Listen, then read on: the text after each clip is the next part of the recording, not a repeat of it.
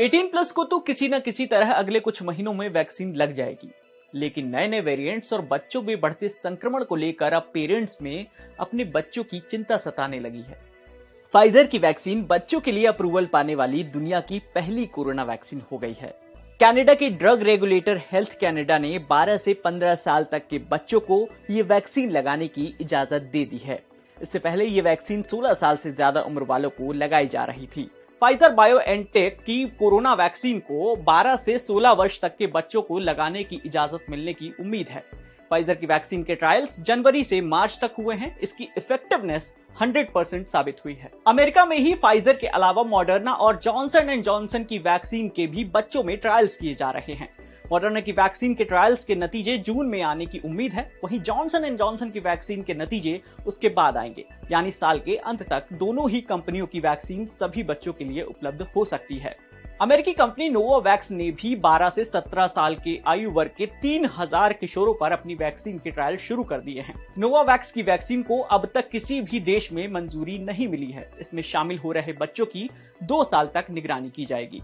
America के साथ साथ यूरोपीय संघ के 27 सदस्य देशों ने फिलहाल 16 साल से ज्यादा उम्र वालों के लिए फाइजर की वैक्सीन को इमरजेंसी यूज ऑथराइजेशन दिया है। पूरी दुनिया कोरोना वायरस को रोकने के लिए वैक्सीन पर निर्भर है। बच्चों को लेकर अब चिंता बढ़ रही है। ऐसे में फाइजर की वैक्सीन को कब तक इजाजत मिलेगी? फाइजर ने 13 अप्रैल को अमेरिकी ड्रग रेगुलेटर यूएस एफडीए से वैक्सीन का इस्तेमाल करने की इजाजत मांगी थी। अमेरिकी न्यूज चैनल सीएनएन की रिपोर्ट के मुताबिक अगले हफ्ते की शुरुआत में फाइजर की वैक्सीन को 12 से 15 साल के आयु वर्ग वाले बच्चों पर इस्तेमाल करने की इजाजत मिल जाएगी। यूएस एफडीए के अधिकारियों की अगले हफ्ते की मीटिंग में फाइजर की जो वैक्सीन है उस पर फैसला होना है, और अगर मंजूरी मिल जाती है तो centre for disease control and prevention की एडवाइजरी कमेटी की एक बैठक होगी, जिसमें यह तय किया जाएगा कि वैक्सीन को बच्चों को कैसे और कब लगाया जाए। यूएस एफडीए की एक प्रवक्ता ने वॉशिंगटन पोस्ट से कहा है कि हम जल्द से जल्द और पूरी पारदर्शिता के साथ फाइजर के अनुरोध की समीक्षा करेंगे। फिलहाल फाइजर की वैक्सीन 16 साल से ज्यादा आयु समूह वालों को ही लग रही है। अब जानिए कि बच्चों पर कितनी इफेक्टिव है फाइजर की ये वैक्सीन। 12 से 15 साल के बच्चों के लिए वैक्सीन को मंजूरी मिलने से ज्यादा लोगों को वैक्सीनेट कर कोरोना वायरस को रोकने में जो प्रयास किए जा रहे हैं उसको और भी मजबूती मिलेगी। फाइजर का दावा है कि उसने 12 से 15 साल के उम्र के 2260 बच्चों पर इस वैक्सीन का ट्रायल किया है। 31 मार्च 2021 को घोषित नतीजों के मुताबिक ये वैक्सीन इस आयु समूह पर 100% इफेक्टिव साबित हुई है। इसका मतलब है कि जिन्हें ये वैक्सीन लगी उनमें से कोई भी वायरस से इन्फेक्टेड नहीं हुआ। ट्रायल्स में 18 बच्चे कोरोना से इन्फेक्ट हुए थे, पर वो सभी प्लेसिबो ग्रुप के थे। वैक्सीन ग्रुप का उसमें एक भी बच्चा नहीं था। इसके बाद भी ट्रायल्स में शामिल बच्चों की 2 साल तक निगरानी की जाएगी, ताकि उनके शरीर पर वैक्सीन के दूरगामी असर को भी समझा जा सके। कंपनी का कहना है कि बच्चों को जल्द से जल्द फिर से स्कूल भेजना जरूरी है, ताकि वो अपने दोस्तों से मिल सकें, दोस्तों और परिवारों के साथ खेल सकें। इसी के साथ साथ फाइजर ने मार्च में 6 महीने से 11 साल तक के छोटे बच्चों पर क्लिनिकल ट्रायल्स भी शुरू किए हैं। उम्मीद की जा रही है कि इन ट्रायल्स के शुरुआती नतीजे गर्मियों के अंत तक मिल जाएंगे। अब सवाल ये है कि भारत में बच्चों की वैक्सीन कब तक उपलब्ध होगी? इस बारे में फिलहाल कुछ भी कहना मुश्किल है। भारत बायोटेक ने फरवरी में बच्चों को कोवैक्सीन ट्रायल में शामिल करने का आवेदन दिया था, पर ड्रग रेगुलेटर ने ये कहकर आवेदन खारिज कर दिया था कि पहले वयस्कों पर वैक्सीन की इफेक्टिवनेस साबित करो।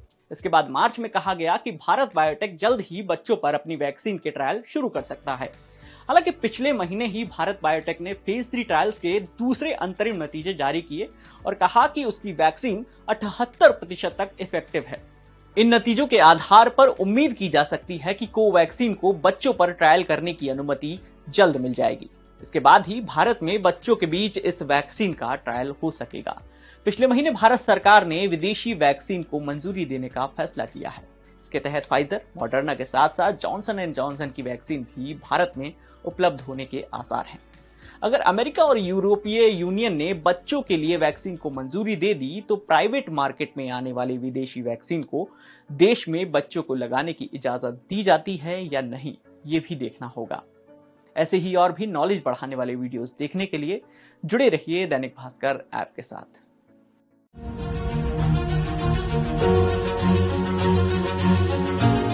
कोरोना के बढ़ते मामलों के मद्देनजर यूपी बोर्ड की परीक्षाएं एक बार फिर टल सकती हैं। शिक्षा मंत्री दिनेश शर्मा से लेकर बोर्ड के तमाम अधिकारी कोरोना संक्रमण की चपेट में आ चुके हैं। माना जा रहा है कि जब तक अधिकारी स्वस्थ नहीं हो जाते तब तक परीक्षा की तारीखों पर फैसला नहीं हो सकता। शिक्षा निदेशक विनय कुमार पांडे का कहना है कि इन हालातों में परीक्षा करवाना संभव नहीं है। सीबीएसई की तर्ज पर यूपी बोर्ड भी 10वीं की परीक्षाएं रद्द कर सकता है। आंतरिक मूल्यांकन के आधार पर रिजल्ट तैयार करने की बात कही जा रही है। 12वीं के छात्रों की परीक्षा जून जुलाई में करवाने की तैयारी है। पहले ये परीक्षाएं 23 अप्रैल को होनी थी, लेकिन इस दौरान इलाहाबाद हाई कोर्ट ने पंचायत चुनाव कराने का आदेश दे दिया। इसके बाद परीक्षा की तारीख 8 मई से तय की गई, लेकिन कोरोना के बढ़ते मामलों को देखते हुए इसे फिर से टाल दिया गया।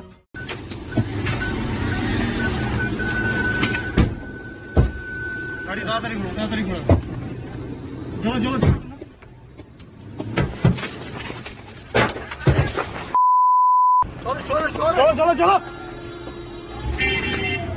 पायलट बीच में, चलो ये बीच में पायलट के साइड दो ना, पायलट के साइड दो ना, चलो चोर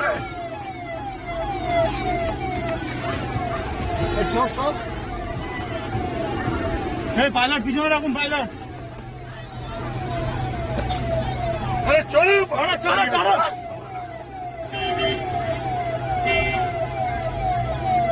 अरे साइड में नहीं, चलो ना पायलट के साइड में नहीं, पायलट के पीछे लेके दे पायलट। बंगाल में 77 पंखुड़ियों के साथ कमल खिल गया है। चूंकि कमल कीचड़ में खिलता है तो उसका साथ में आना लाजमी था। बंगाल में इसकी शुरुआत हो चुकी है। भाजपा के वरिष्ठ नेता तथागत राय ने बंगाल में भाजपा की हार के लिए केडीएसए की चौकड़ी को जिम्मेदार ठहराया है। यह केडीएसए क्या है, यह हम आपको आगे बताएंगे। त्रिपुरा के पूर्व राज्यपाल तथागत राय ने कहा है कि बंगाल में भाजपा का उम्मीद के मुताबिक प्रदर्शन नहीं करने के पीछे मोदी और शाह की जोड़ी जिम्मेदार नहीं है। यह सब केडीएसए यानी बंगाल प्रभारी कैलाश विजयवर्गीय, प्रदेश अध्यक्ष दिलीप घोष, शिव और अरविंद का किया धरा है। उन्होंने 7 सितारा होटलों में बैठकर तृणमूल के कचरे को पार्टी में लेकर टिकटों की जो बंदरबाट की, उसकी वजह से यह सब हुआ। और अब जब भाजपा कार्यकर्ताओं पर हमले हो रहे हैं तो ये लोग अभी भी 5 सितारा होटलों में बैठकर तूफान के गुजरने का इंतजार कर रहे हैं। अपने विवादित बयानों के लिए जाने जाते रहे तथागत राय ने कहा कि सत्ता के लालच में कुछ दिनों के लिए पार्टी में आए तृणमूल नेता फिर से ममता की पार्टी में लौट जाएंगे। साथ ही केंद्रीय नेतृत्व ने जल्द ही प्रदेश भाजपा में बदलाव नहीं किया तो पार्टी में आए कार्यकर्ता फिर से तृणमूल में लौट जाएंगे और इस पार्टी का बंगाल में खात्मा हो जाएगा।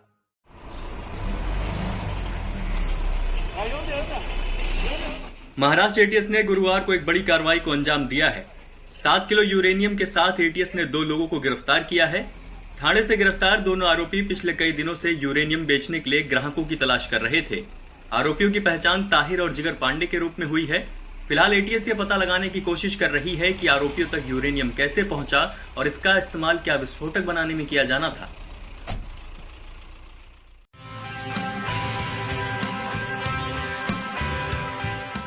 दिवंगत अभिनेता सुशांत सिंह राजपूत की फोटो बंगाली स्कूल की टेक्स्ट बुक में शामिल की गई है।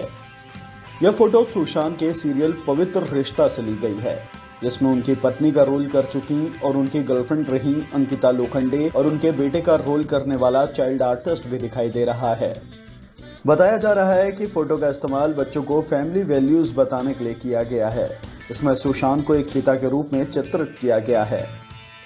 सुशांत की दोस्त स्मिता पारिक ने टेक्स्ट बुक के पेज की फोटो सोशल मीडिया पर शेयर करते हुए लिखा, एक और प्राइमरी बांग्ला बुक में फैमिली और फादर फिगर समझाने के लिए हमारे प्यारे सुशांत की फोटो पब्लिश की है। मुझे गर्व है। इससे साफ होता है कि हमारा एजुकेशन बोर्ड भी उन्हें सबसे अच्छा मानता है। सुशांत के लिए लगातार न्याय की लड़ाई लड़ रहे और उनके फैंस इस उपलब्धि पर काफी खुश हैं। इससे पहले सुशांत की फोटो बांग्ला की प्राइमरी क्लास की साइंस की टेक्स्ट बुक में इस्तेमाल की जा चुकी है। इसे इंसान और जानवरों में अंतर समझाने के लिए यूज किया गया था। 3, 2, 1।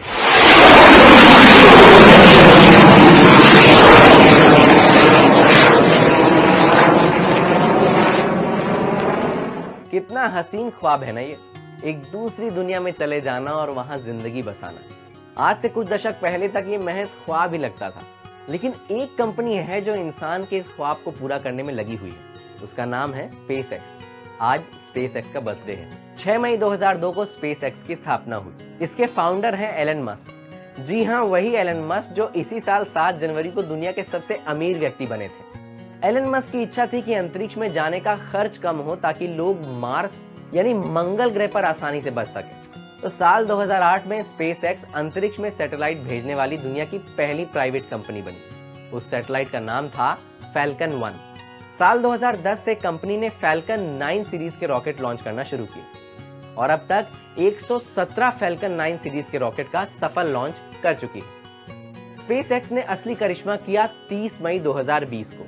इस दिन SpaceX के Falcon 9 सीरीज के एक रॉकेट से नासा के 2 एस्ट्रोनॉट डगलस हर्ली और रॉबर्ट बेनेकन अंतरिक्ष यात्रा पर गए और अगले दिन इंटरनेशनल स्पेस स्टेशन पर डॉक किया। 62 दिन अंतरिक्ष में रहने के बाद ये दोनों एस्ट्रोनॉट्स धरती पर वापस आए। तो SpaceX कंपनी आज 19 सालों की हो गई है। उम्मीद है कि SpaceX अपने किसी न किसी बर्थडे पर हमें दूसरी दुनिया की सैर जरूर कराएगी। तो ऐसे ही रोचक खबरों को जानने, पढ़ने और देखने के लिए बने रहिए दैनिक भास्कर ऐप के साथ।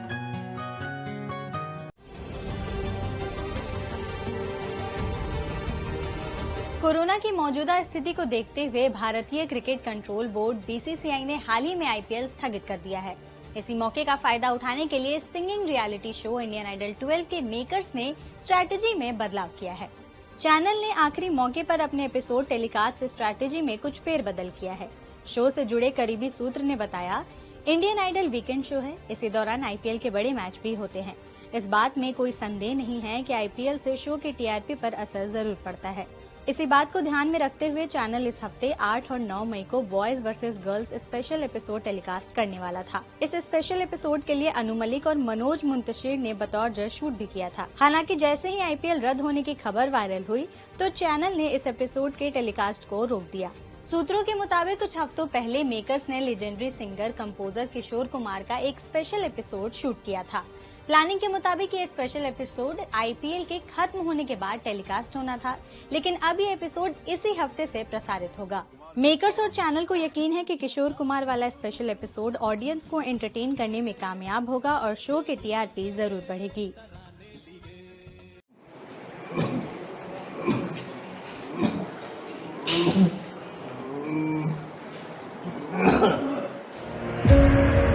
फर्श पर तड़पते लोग।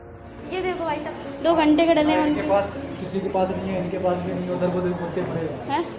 2 घंटे देखो इनके देखो, इनका देखो 2 घंटे। किसी के पास दवा नहीं है, देखो जरा, देखो जरा कैसे कैसे लेटे हुए हैं। किसी के पास ऑक्सीजन नहीं है। इन्हें देखने के लिए ना यहाँ डॉक्टर मौजूद हैं और ना ही हॉस्पिटल का स्टाफ। ये यहाँ पे ऑक्सीजन के पेशेंट है, इनकी जो ऑक्सीजन पल्स है वो 60 to 70 चल रही है। ठीक है, मैंने जो ये सिलेंडर लिया था, ये मुझे ये कह के दिया गया था कि ये सिलेंडर भरा हुआ है, लेकिन जब इसको चलाया गया तो इस सिलेंडर में कुछ नहीं है, ये खाली सिलेंडर मुझे दिया गया है। जिधर नजर जा रही है सिर्फ दुखी परिवारजन और तड़पते लोग दिख रहे हैं। ये हाल है उरई के मेडिकल कॉलेज का। उत्तर प्रदेश के इस अस्पताल में कोरोना महामारी से जूझ रहे लोगों की हालत दिल दहला देने वाली है।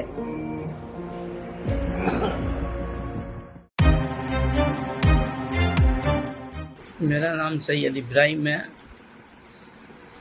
मेरे छोकरे की बहू इरफान पठान क्रिकेटर है जो उसके साथ चालू है और उसके साथ सोती है। वो खुद मुँह से बोलती है और मेरे छोकरे पे 8 दिन से दबाव डालते कि जैसा है ऐसा चल रहे थे। मेरे छोकरे को डांटियाँ देते थे ये लोग और वो रिकॉर्डिंग पुलिस में दिया, फिर भी हमारे विरुद्ध फरियाद ली। हमारी फरियाद नहीं लेते और इरफान पठान बड़े अधिकारियों से दबाव डाल के हमको हैरान करवाता है।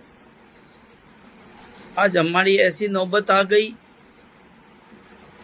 कि मैं और मेरा परिवार हम आपघात करने जाते हैं।